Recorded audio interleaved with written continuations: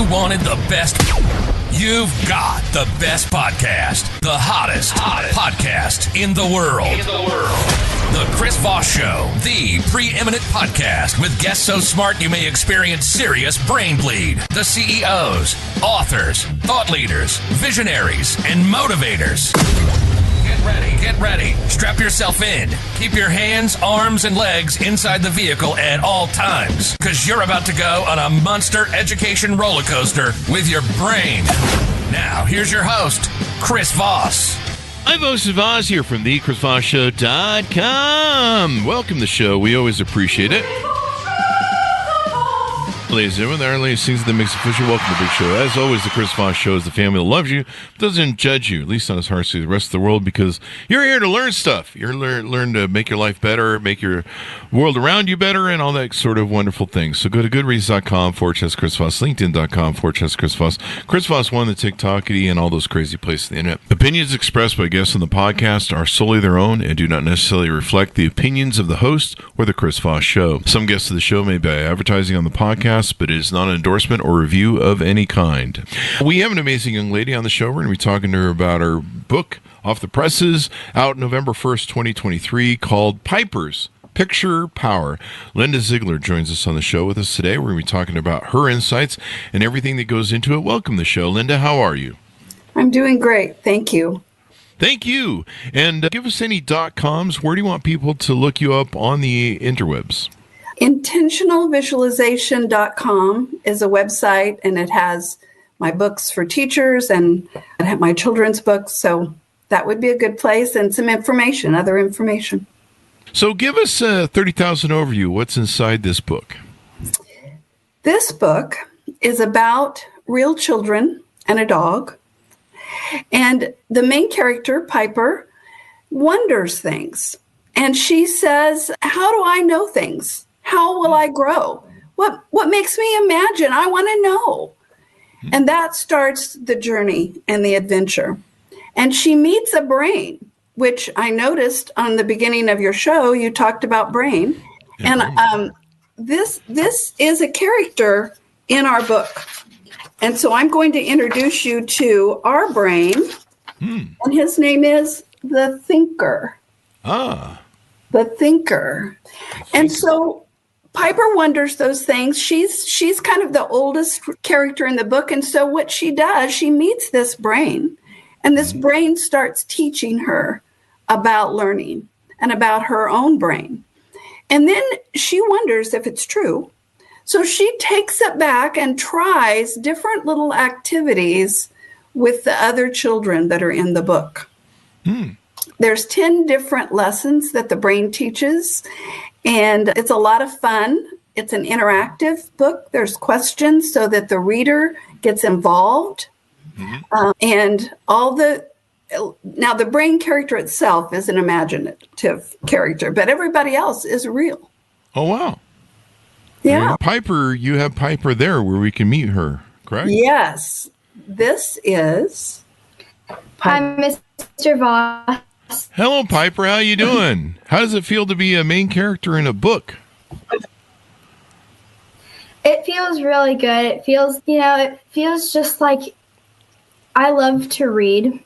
So it just feels, wow, if you know your own name is in a book, you feel just like really good about it. That's awesome. Yeah, you can grow up and be like, I'm a main character in a book. And then this is going to be this series. Is that correct? Yes. And tell us about the series. What hopes to play out here? It's called the Picture Power series. And it's to extend, mental imaging. People think it's just making pictures in your head, but it's way bigger than that. It is about imagination. It is about remembering, and we all need to remember. And it's about knowing what you know and knowing what you don't know. It's about conceptualization.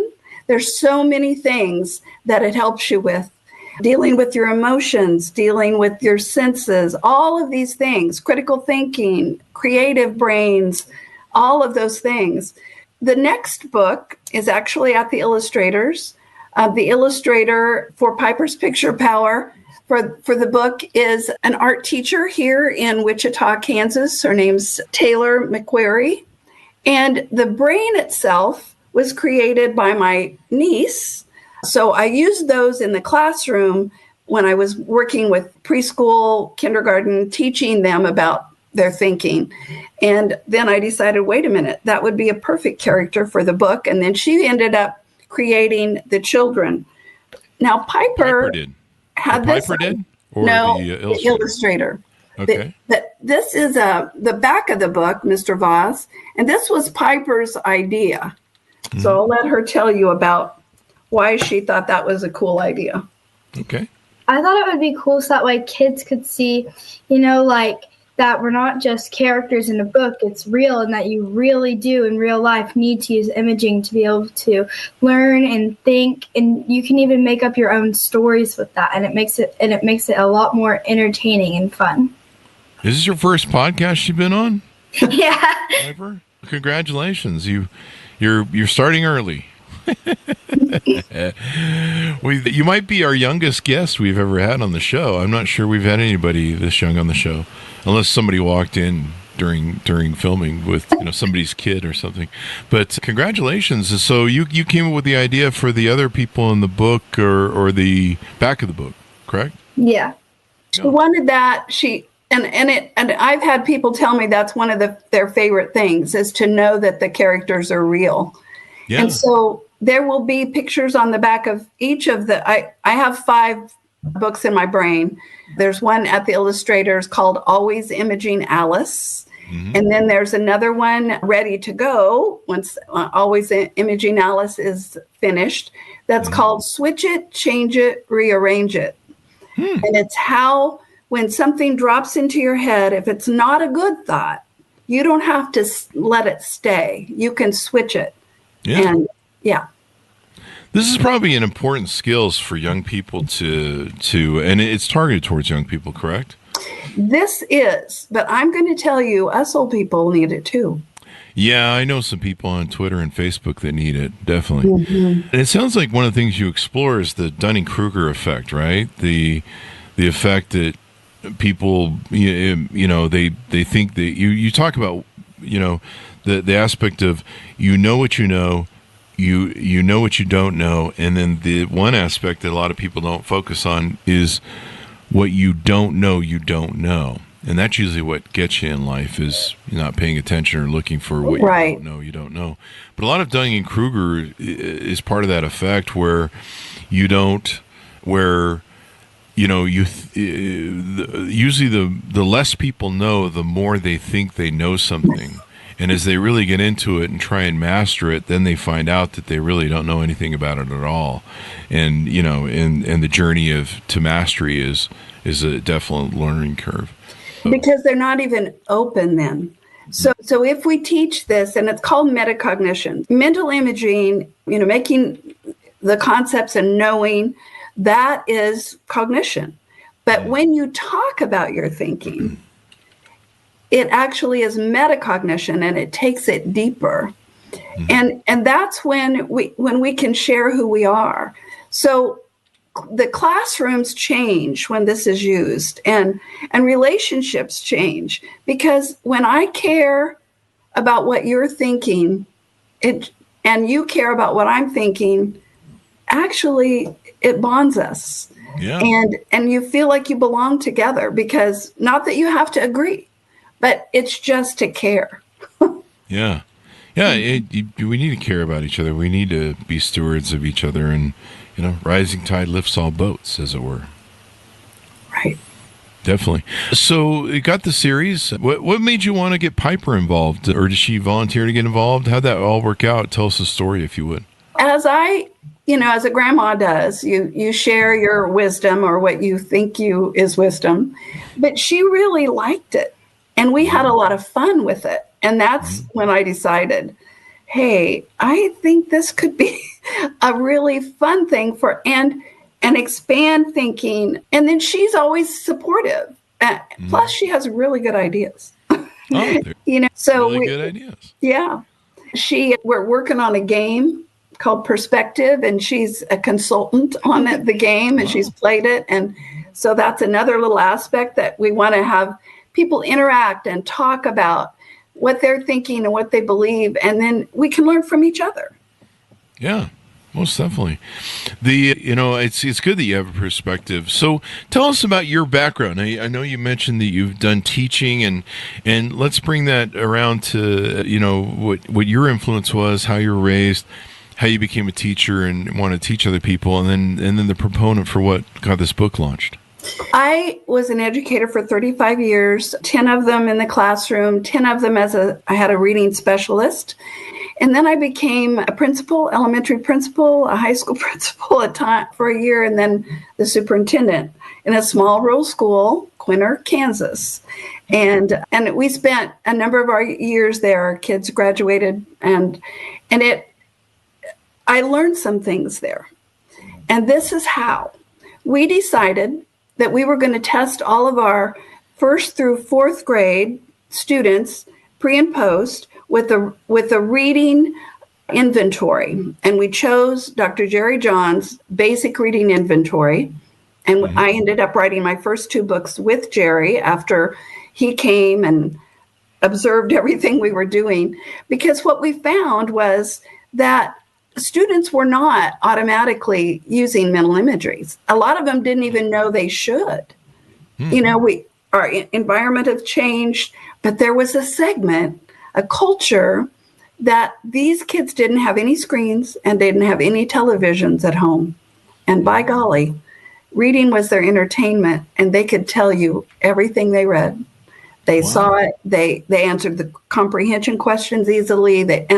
So I just started thinking about what are they doing different, and how can I get the other kids to do it? And so that's where it all started. And then teachers bought in. We went from being at the state average in reading in our school, elementary school, to 20% above the state average by focusing on teaching this intentionally. Wow. Yeah. That's pretty freaking awesome. It absolutely is. And the kids taught me, because I would say, how are you doing this? Like one little guy, I said, do you ever make pictures any other time when you don't read? And he said, my folks tell me to do chores, and I picture myself doing them, and then I remember what to do. Oh, that's the kind of stuff they would tell me. So pretty exciting. Now, there are certain people that I think see in pictures. There's other people that see in video, or there's concepts. There's conceptual, yes. And so imagery it's not like you flip it on and off. Mm-hmm. We do it differently, and based on everybody's imaging is different because all of our experiences are different. And the book says your experiences come from what you've seen, heard, and read. It's also all in rhyme. So it's kind of fun. Yeah. So you hope to put this series out, and I guess is the target to try and teach kids how to just be more well-adjusted? What would you say? Yes. Mm-hmm. And to enjoy their learning. That was one of the things when I saw this group of kids that, were loving to read and were ready to talk about it all the time. They didn't have distractions. They could focus. And needless to say, technology is not a bad thing. It's just got to be in a balance. We cannot have kids online all the time and think that they're going to have their own thoughts, because actually when they're on and they're looking at somebody else, that's not their thinking. They're looking at somebody else's ideas. It's true. You got to form your own ideas or use your own brain to think and all that stuff. Otherwise you're just living someone else's life and all that sort of thing. Right. Mm-hmm. What else have we talked about the book that you want to tease out to people to get them to pick it up? What about you, Pipes? Do you have something else you want to say? I guess that just really kind of just what we were just talking about. It's better to have a screen balance, because you're just kind of like, a lot of kids my age now, all they do is just sit on like an app called YouTube and just sit there and scroll. on shorts and stuff. And it's go outside or read a book and go have fun and do something instead of just sitting there watching videos all the time. Definitely. That's how we grew up, walking outside and doing stuff and all that things. So communication, I feel like that is something I see parents doing it. I see parents on, watching their phone, and their kids are sitting right there on their iPads and nobody's talking. And I feel like that's a problem. That's a real problem. And the questions in the books ask the reader to respond. What is your favorite animal? So memory, they're remembering their favorite pet, and they're thinking, and so that they can feel it and can label that's memory and the importance of it. So with the characters, they all picture something different. So here's one. And so you can see that Piper asks them to write, and that writing is a very important thing. And that's kind of leaving us too. But she puts pick up litter. Then they all picture something different. The dog pictures, of course, picking up dog poop. And the one little girl Alice picks up a cup, and Cooper picks up a bottle, and Violet pictures kitty litter because she likes kitty. You can be confused by sometimes too when you picture something different than what the meaning was for the person that was talking. So all those kinds of things are in this book. And as we go out, give us a final pitch out for people to order up the book. Piper, you're welcome to throw in here too. And any .coms you want people to find you on the interwebs. I am starting to make my own thing that's kind of like about imaging too. It's like more of writing letters. I don't know how to explain it quite right, but if you put a paragraph out on a internet or like a website typing about imagery and that stuff. So she's a believer, and the other granddaughter is Alice, and she's 4, and she loves it too. I will say that she had a little stuffy, her sleepy sheepy, and she had it, and she said, you can make pictures in your head.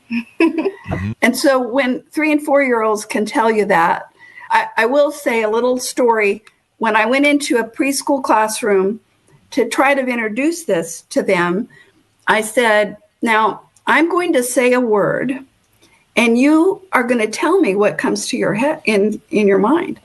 And so I just said the word rabbit, and they were in a little circle, and then I went one by one, and they'd tell me, and they would show me. They would get up and hop. They'd show me what was the rabbit was doing, and the size of it, and the size of their ears, and they were just totally engaged, and they were each watching each other. So the engagement that they feel by listening to each other is I didn't even know it was going to do that, but it does it at all ages. And so then I came to the last little girl, and her eyes were sparkling, and she said, "My rabbit's a rainbow rabbit." And I said, "Oh, what an imagination." And so even that basic core of helping kids understand what's real and what's imagined. So that's part of the beginning of it. And to understand, then, are you telling me a story? Is this real?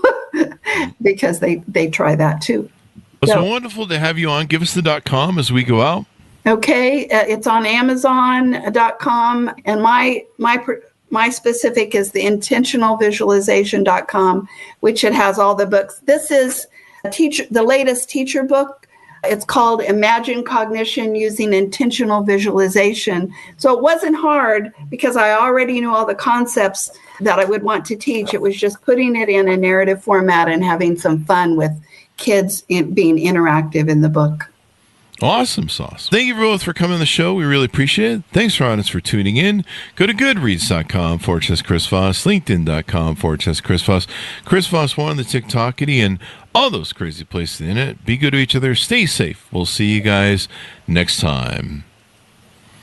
Thank you. And that should have us out, ladies.